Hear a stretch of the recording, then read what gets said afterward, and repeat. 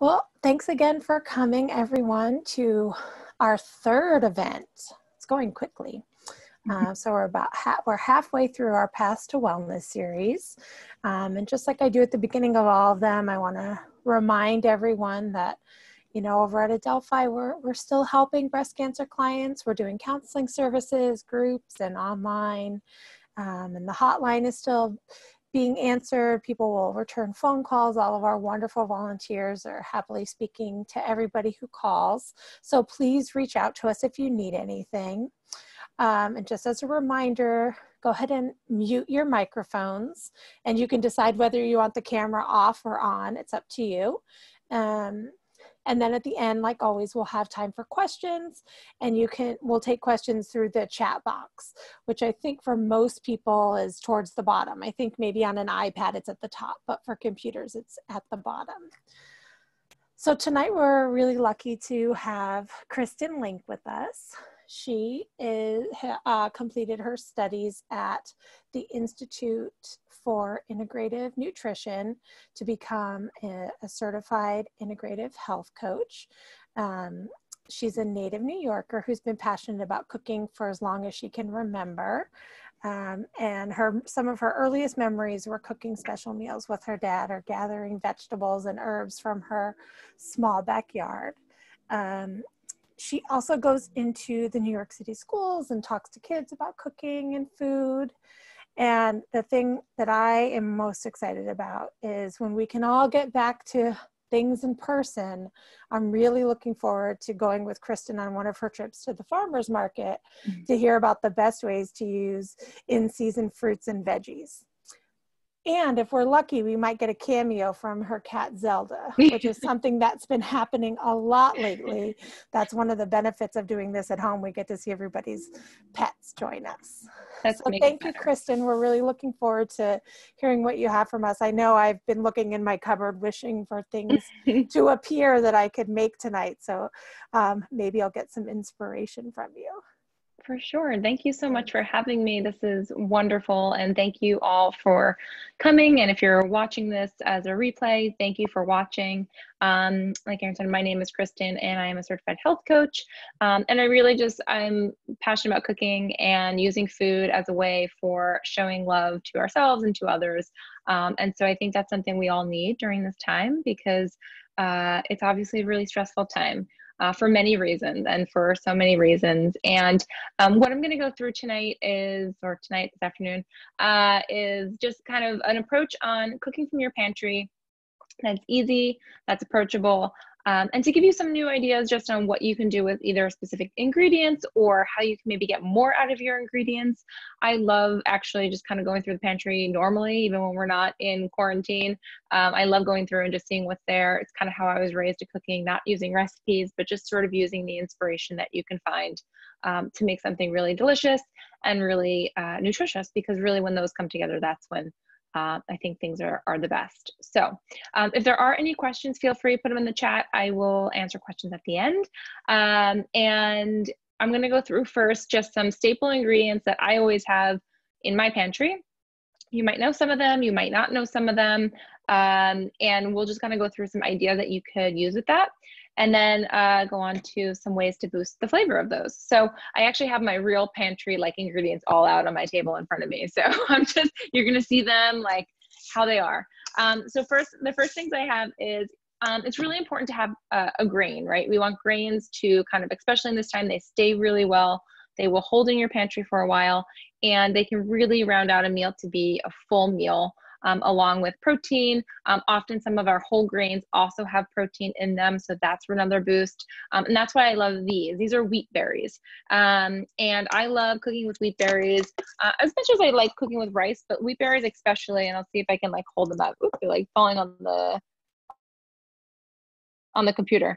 You can see they're like little grains. Italian cuisine also has something farro that's very similar, but it's the whole berry of the wheat. So because we have that whole berry of wheat, we're getting a lot of nutrients, a lot of protein, a lot of different vitamins and minerals, and they're really good. So the wheat berries, they take a little longer to cook, but they will last, and you can do so many different things with them.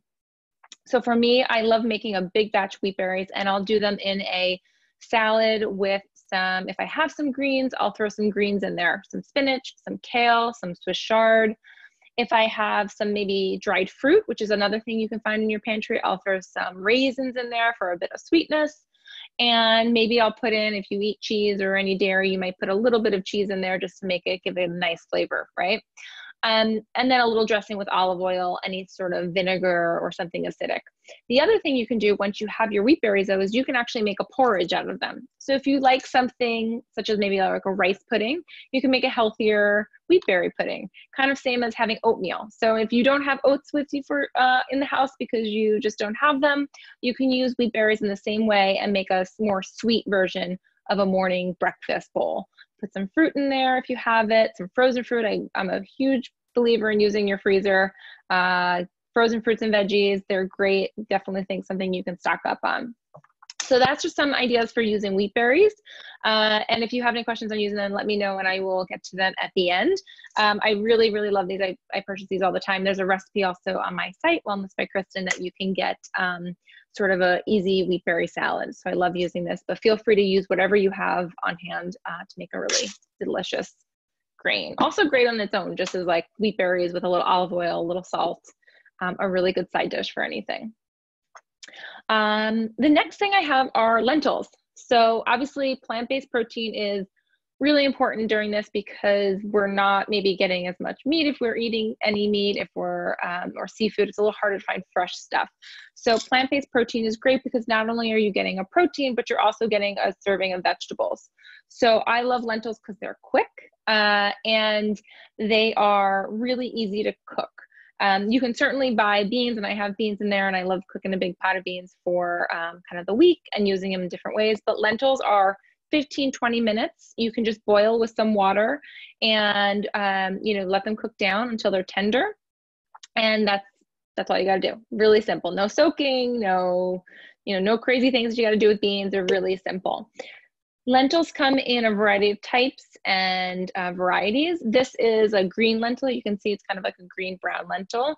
There are also French lentils and red lentils. Then there's also split lentils. There's a whole variety of things. The big thing to know is that something like a green lentil and brown lentil are gonna still hold their shape when they cook. So they're great for things like salads with some vegetables mixed in. They're great if you can blend them. You can make maybe like a little, I use these to make this variety to make vegan meatballs. So instead of using meat, you can use these to make some meatballs with.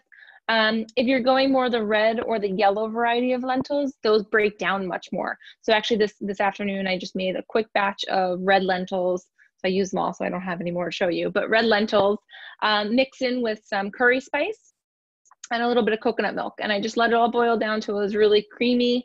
And I had that over some rice, and that was pretty much lunch because we just got a shipment of food. So we were really down to the last things that I could find. So that's an idea for something that you can do as well.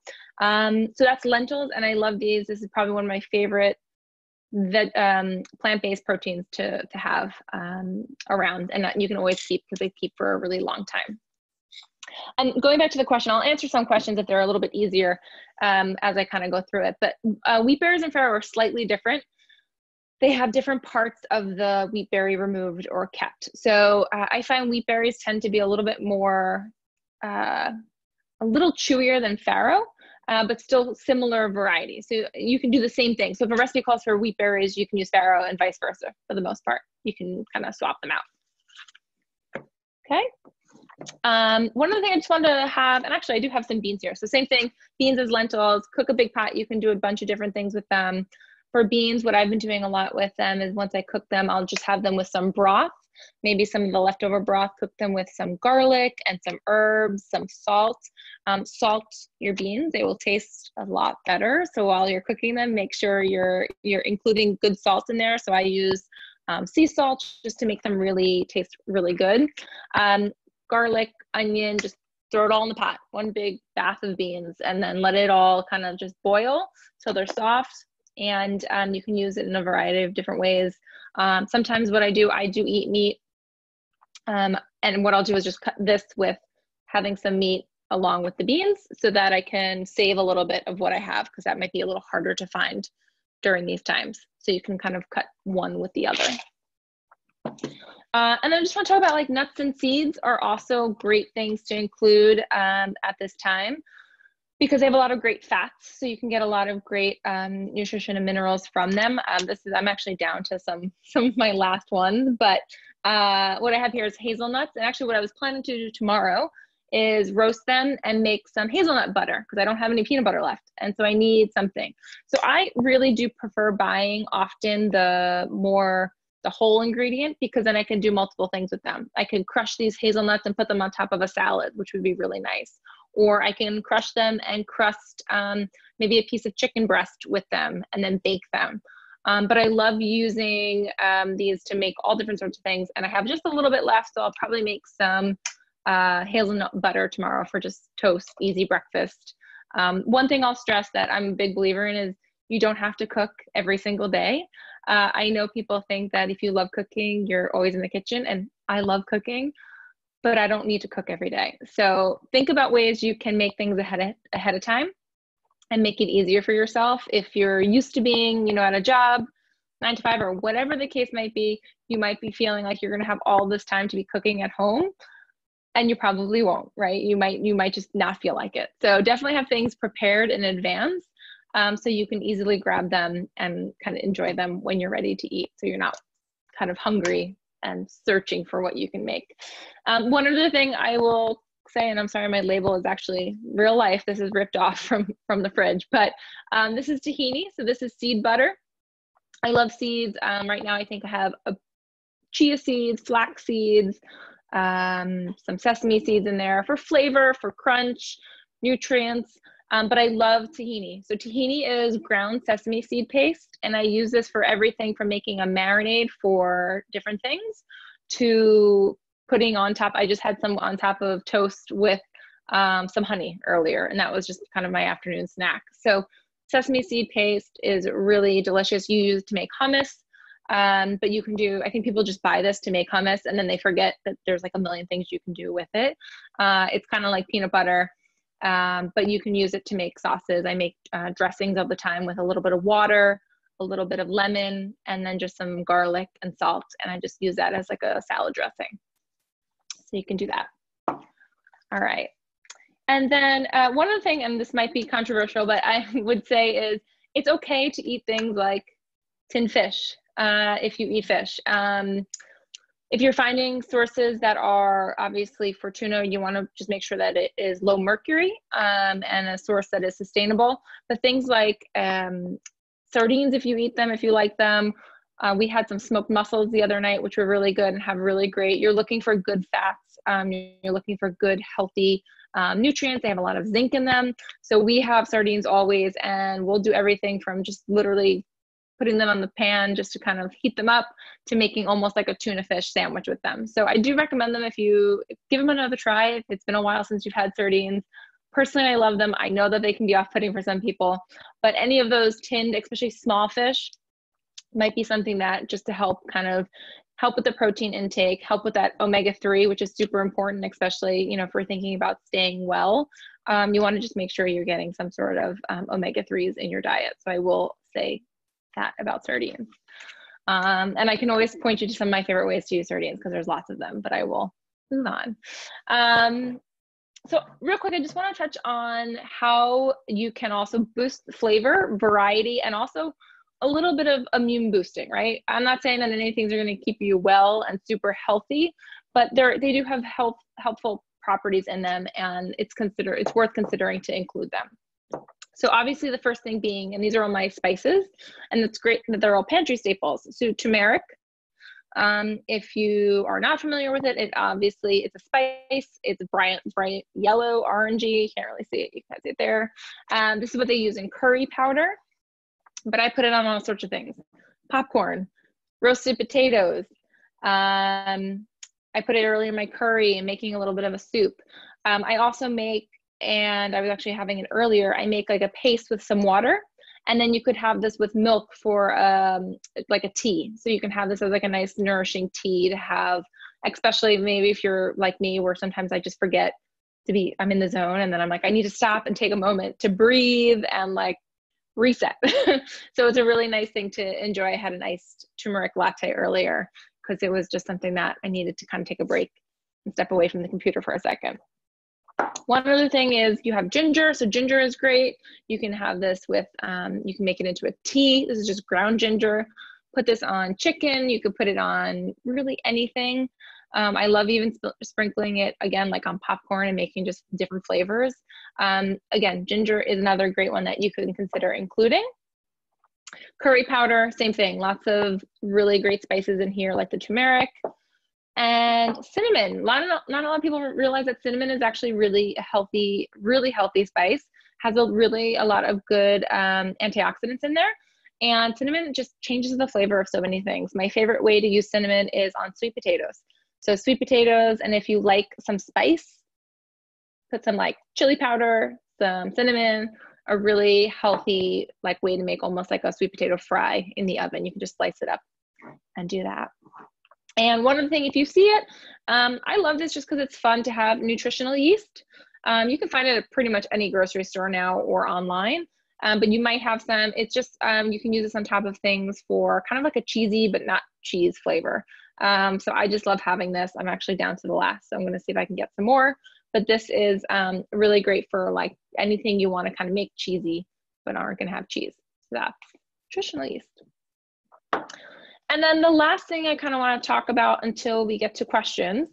So feel free, if there's any questions you have, please let me know in the chat. If you have something in your pantry right now and you don't know what to do with it, no, I'll tell you what I think you should do with it, because I love doing that. But a few things about not fresh foods, but how you can make your fresh food go longer.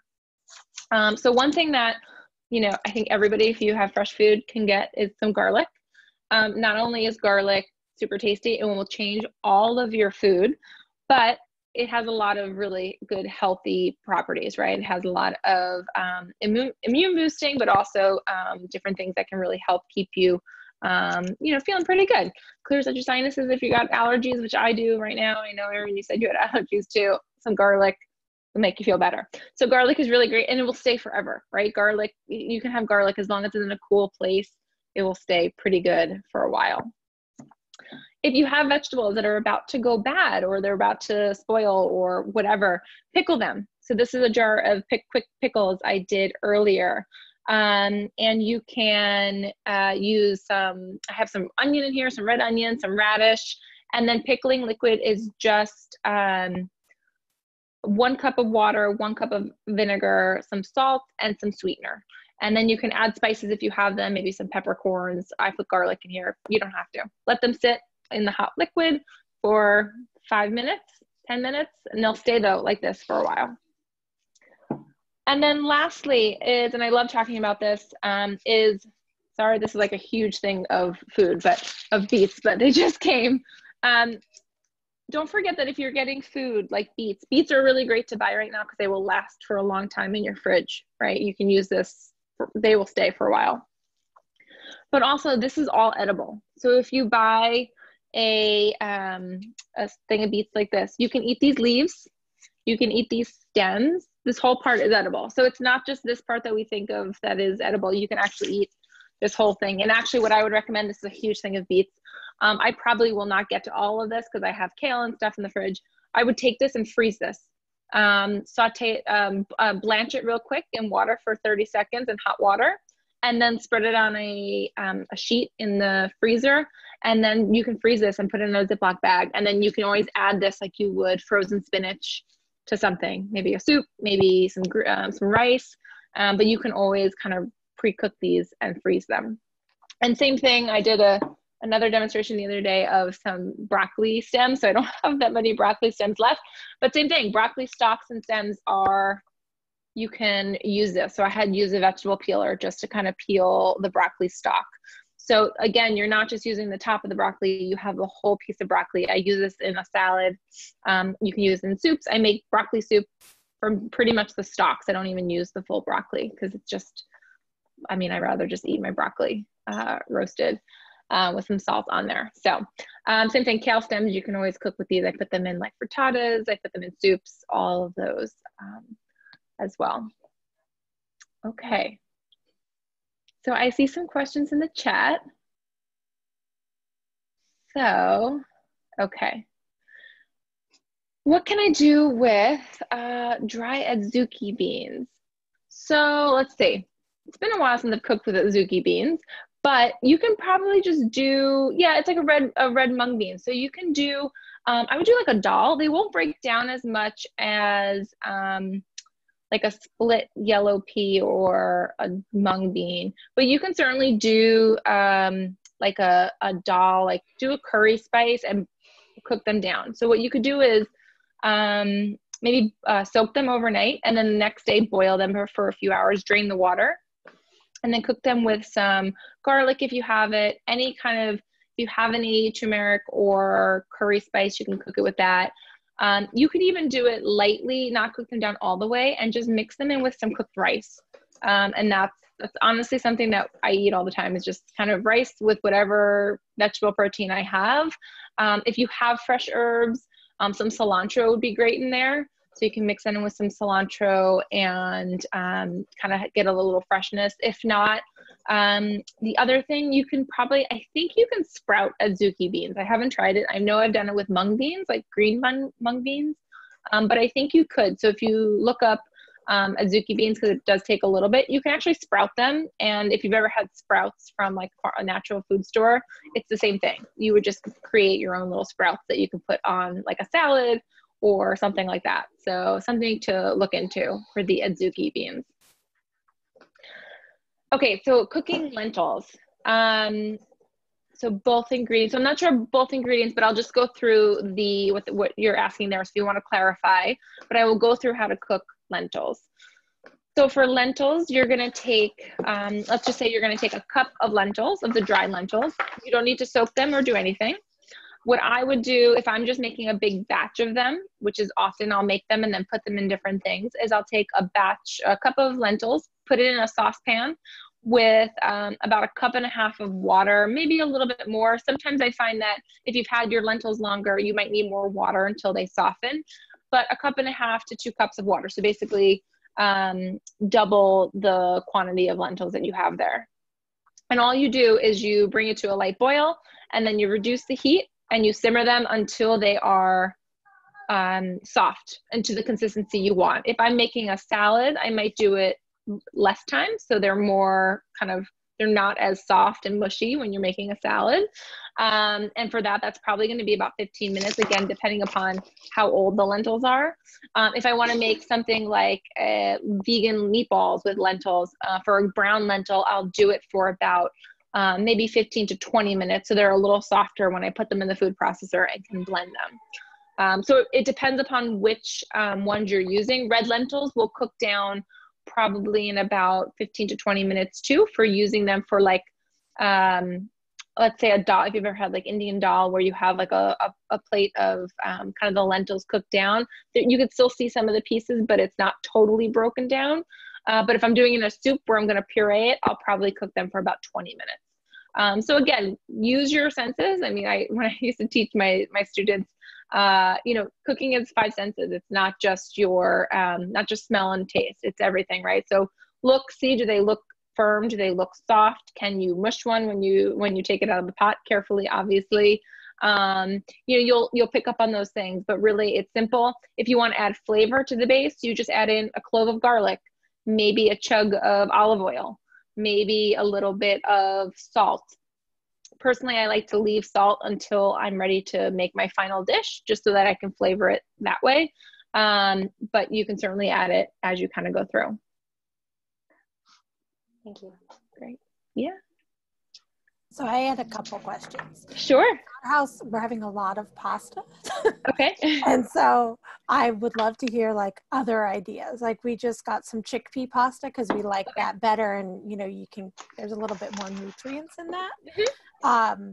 But I think if I make baked ziti one more time, we might have a little bit of anarchy in our house. So if you have other ideas, that would be great. Okay. So when you're having pasta, it's like baked ziti, or it's just like, and it's kind of like, let's see what we've got, sort of throw it in together. Got it. Yeah. Okay. So I would say, I mean, pasta grain la banza, I love like the banza or the chickpea pasta. Like that's a great way to make like an easy go ahead, like put everything you got together. The other thing you could do is something with rice. Rice would be a great thing to kind of do a similar idea. The wheat berries would also be something that like you could literally take anything. I would even say like with rice, you could do like if you have red sauce, depending on what other ingredients you have, you can kind of take what you've got. And I make pasta a lot too, where I'm like, I'm just going to throw everything into the pot. Try that with maybe a different grain, I would say is a good place to start, not knowing exactly what there is to work with. But a grain would be a great, like a wheat berry or a, even taking like beans and doing like a brothy bean with some tomato sauce. So take your beans, cook them, put them in a pot with some, if you're using tomato sauce, put some tomato sauce in there, and do that. The other thing that I just thought of that I did this weekend, if you have tomato sauce, which we had leftover, we made pizzas on Friday night. So we had leftover tomato sauce and I had no idea what to make for brunch we were doing an Easter Zoom brunch with my family on Sunday. And I just hadn't thought it through. And I was like, I don't even know what I have here. So we made shakshuka. So if you're not familiar with shakshuka, but it's a baked egg dish. So instead of in like a tomato sauce. So instead of making the tomatoes from scratch, I just made it with the tomato sauce that I already had in the fridge and then put my eggs in there, baked it, put some cheese that I had, scrambled in some, you're going to have a Zelda moment in a second because she's looking probably for dinner. And I just put some herbs and some greens in there as well. So it just another way to kind of use that tomato kind of base product. Okay. I would love to hear other tahini ideas too, because I bought some tahini for a recipe and then I've just been sort of Googling like, what can I make with tahini? So right. I would love any other ideas for that too. So I always have tahini. I love having it in the house. Like I said, you can use it straight up like peanut butter. So I just did, it was actually tahini. I actually didn't use honey. I just realized I used coconut sugar. I put in the broiler on a piece of toast. And that was like a super simple snack. So that's not obviously a huge recipe. But the other thing I would do with this is make maybe energy ball like bites with some oats. You can use it as the binder, so you don't have to bake anything if you don't feel like baking. I know everybody's baking in in quarantine right now. But if you just want to do oats, some of the tahini, some vanilla extract, and you can add in any fruits you have.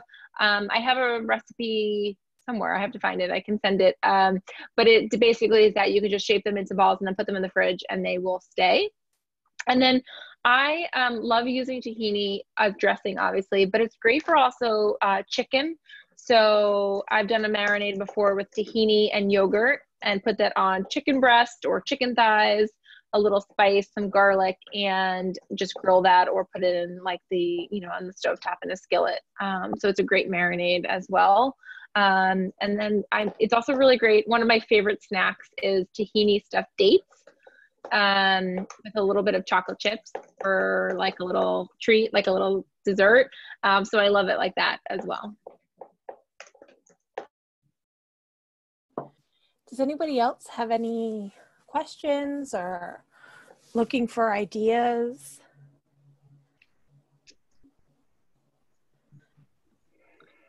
I have some frozen fruit in the freezer, but I don't know what, other than smoothies, I don't know how to use it because naturally when it defrosts, it gets kind of mushy. So how would you use frozen fruit other than smoothies? Sure. So I love frozen fruit, especially because I do love trying to stay in season when I buy vegetables and produce. And I think obviously frozen fruit, you can still have that in the middle of winter. And, it has the most nutrition, right? Because they pack it at the time they pick it. But I think for frozen fruit, there's a couple things that I would do with frozen fruit. One, if you're looking for maybe a breakfast food, you can certainly do, if you like oatmeal, you can do oatmeal and stir the frozen fruit in. I like doing that to make maybe a mixed berry oatmeal with some milk or some vanilla extract and just making it a little bit different. I actually use frozen fruit in my yogurt in the morning. I just let it thaw for like 5 minutes on the counter and then it's just plain yogurt. So it doesn't have anything in there already. So I just add in the fruit after that. So you can certainly do that. And then if you cook it down enough, you can also do things like make a chia seed jam or just a regular jam. And I love doing that. We haven't had any maple syrup, and it's always like pancake day on the weekends in our house. It's like the one time I don't have to cook. My fiance does it for me. So we don't have maple syrup. So I make a quick jam and kind of just take the berries or whatever I have. I cook them down. You could put some honey in if you want a little sweet. And then chia seeds you can use to thicken it up, to replace obviously like pectin or anything like that.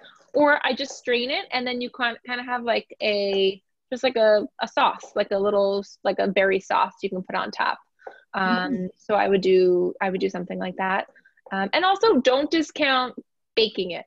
I think you can easily bake, depending on what you have. If it's like frozen strawberries, defrost them and add them with a little balsamic vinegar, and you can marinate some chicken in it and do strawberry chicken, like a strawberry balsamic chicken.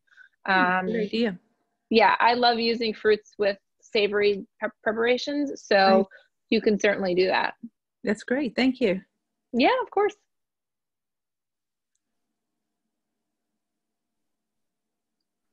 Anything else? We need Hi, to can have I just ask, I'm married and I have two small children. They're 1 and 4. Okay. And I'm just wondering if you could have like a suggestion for like a one pot meal that's sort of family friendly. Okay. Especially One pot toddler meal. friendly. Yeah. And so when I taught as young as like 2 years old, or actually even younger, 18 months is my youngest cooking student. So so I get the little kids. So I think one pot meals, they really can take on many different things, right? They can be on the stovetop. You can even do sheet pan meals, depending upon what they like. I love sheet pan meals for that, because you can cook things that maybe they won't eat, but that you will. So you can take a big sheet pan, marinade, whatever vegetables you have. I love using like sweet potatoes, heartier vegetables, sweet potatoes, Brussels sprouts, anything that's a little heartier. Mix it all together with a marinade, and then put it on the sheet pan and let it cook. And then they can take what they like, and you don't have to worry about not having something because, they don't like it. Or however, whoever likes what in your family. So that's one thing. For instance, tonight I'm going to do chicken. And I don't have kids. So it's more just what can I make real quick. I'm going to do chicken with orange, some red onion, and some potato, and just put it in a big bag, season it with some herbs, and just put it in a sheet pan and bake it. And that's going to be dinner. In terms of one pot, I would say, maybe like a nice big rice dish. I don't know if they like rice. You could do rice you could sneak in a few vegetables if they like vegetables. Again, it's always hard depending on who likes what. Kind of like a creamy rice. So something you could like make that's kind of like a creamier rice. You don't need to use like specialty arborio rice. Obviously that makes risotto, but you can always just use a regular, I would use like a brown rice even, and make like a really creamy, just add in some stock, and then you can kind of cook it down, and over time it will break down a little bit more. And so you could do that. You could put in there chicken, like cube up some chicken and all cook it in one. You don't have to do it at different times. That will all kind of come together. Put in some vegetables. I think anything grain-based is going to be probably the best, just because you can all have it go together. And soups. I know it's getting warmer out, thank God, but I still love soup. I'll eat soup until like early summer. But soups are also a great one. You said you had a little one, so maybe that won't be best, but you can always take out stuff from the soup and put it on the side for them. And then what to do with canned peas? I know I don't like canned peas as is either, but I would say risotto. Canned peas, use risotto, make a nice risotto. It's the time for pea season. Drain them, put them in a colander, wash them, dry them as much as you can, make a rice-based risotto. You could even use them then, if once they're drained and rinsed, you can make a really nice pasta, like do a nice springtime pasta. If you have any greens, add some, arugula. If you have any green would be great. And just if you have cheese, you can take some of that pasta water, put it in, make some pasta sauce basically from that, and some cheese maybe if you like it. But you can use peas. Once you drain them, they're not the worst. They definitely are a little bit better. So yeah, if you just drain them, use them in risottos. Another thing is make a dip. I just remember that. Make a dip. You could do like a pea and mint dip, would be really good for this time of year. You could put a spread on toast, and kind of enjoy it all different ways. Just drain them and rinse them first because they've got all that stuff on them from the can. I know one of the things I'm really struggling with is lunchtime. For some reason at work, it seemed like, okay, this is what I pack for lunch, but now that I'm here and it's almost like too many choices. So Yeah. Lunch seems to be the hardest meal for me.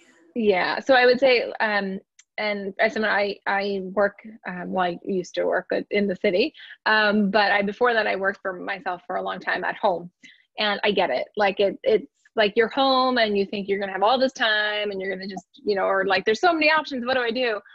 One thing, and I don't have it in front of me, but I write down, I still meal plan. I've been trying to meal plan as much as possible and prep. I'm not spending a whole lot of time, but that's where I think making something ahead of time is so important, because especially if you have other people you're trying to feed, you can at least try and not have to be in the kitchen. Like the first 2 weeks, I was like, I feel like a short order chef right now. And I just didn't want to feel that way. So I still prep our food like we would be going to work and try to have as much prepared, with a little leniency, obviously, because we are home. And if I feel like making something else that day, then I enjoy it. But I definitely think like make ahead salads, make ahead dishes are really the way to go for that. Thank you. Yeah. Does anybody else have any questions they want to put in the chat? Or we're a small enough group too, where we can just sort of unmute ourselves and ask the questions.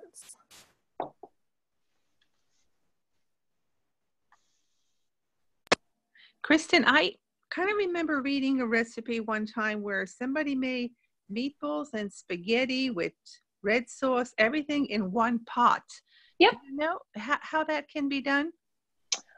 So, I mean, there's definitely probably a recipe out there that, you can use, but the basic premise is that you have, I would add some red sauce, some pasta, and a little bit of water, to it. I would say, I don't have the proportions off the top of my head, but I would say enough that it's covered, enough that, you have the pasta submerged, but it's not like a whole pot. Probably just enough over the pasta. You have to like push it down a little bit. And then basically you bring it to a boil and you just let it absorb the pasta water and the red sauce. So there's definitely some recipes out there that do that. I've done it before, kind of, again, not having a full recipe, but I would say what you would do is just put it all in and then just cook it, and it will eventually be cooked down. But can you make meatballs in that same pot? Can you cook the meat in that water? You could. I wouldn't, because my fear would be not even that it would be meatballs, but that it's they would get broken down a little bit too much, because they would, like, everything eventually would kind of like condense down. I would say you could do chicken, something that's not going to fly. For some reason, I don't know, meatballs to me is thinking that it's just going to disintegrate, but maybe that's just in my mind. But it could have been done. I have not tested that myself. Okay. Yeah, because I'm trying to avoid frying the meatballs, but I guess I could bake them. Oh yeah, totally. I bake all of my meat. Like, I don't fry my okay. meatballs. I just bake them. Okay. Thank you. Yeah. And when you bake them, just make sure to remember to, if you don't, doesn't really matter, but just turn them over halfway. Otherwise, they're like little squat little meatballs, which is fine, but just turn them over halfway so they keep the shape the whole way. Okay, thank you. Yeah.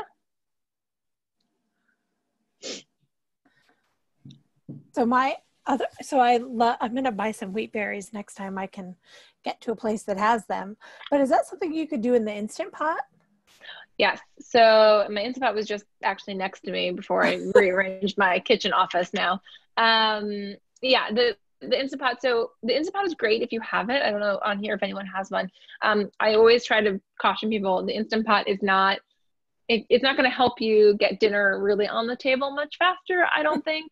But it's great for batch cooking or cooking large amounts of things like wheat berries or beans. It's great for if you cook a lot of beans. I love doing the beans. I pretty much only cook beans now in the Instant Pot. But it's really for those things. So I'll make a big batch of wheat berries and it's quick, right? So wheat berries on the stove takes probably 40 minutes. It takes only maybe 25 minutes on in the Instant Pot. And so you have a big batch, and then I'll add them to things as I need them, whether that be in a salad or I'll just have them on the side. So definitely Instant Pot for like grains and beans. But for me personally, it's not going to speed up making nighttime dinner. Thank you. Yeah. Okay, so last call for any questions. I read someplace that some guy was saying that by the time this quarantine is over, half of us are going to become really good cooks and the other half will have a drinking problem. So it's good if we stay in the first group. Exactly. Yes, exactly. I definitely have tips that I'll be taking maybe even this evening to our pasta dinner, because that's probably what we're having. Right. Thank you very much. It was very good. Yeah. Thank you so much, Kristen. And thank you guys. Next this was week great. we Thank you. have chair Pilates. So please sign up for that if you haven't already. Okay. And Kristen, we really appreciate you taking time out of your day to do this for us, and give Zelda a pat for us. Yeah, she realized she wasn't getting dinner, so she ran off. Thank you, everyone. Thank you so much. Stay well, and yeah, thank you. Thanks. Have a good night. Thank you. Thank Take you. care. Guys, bye. Bye. Bye.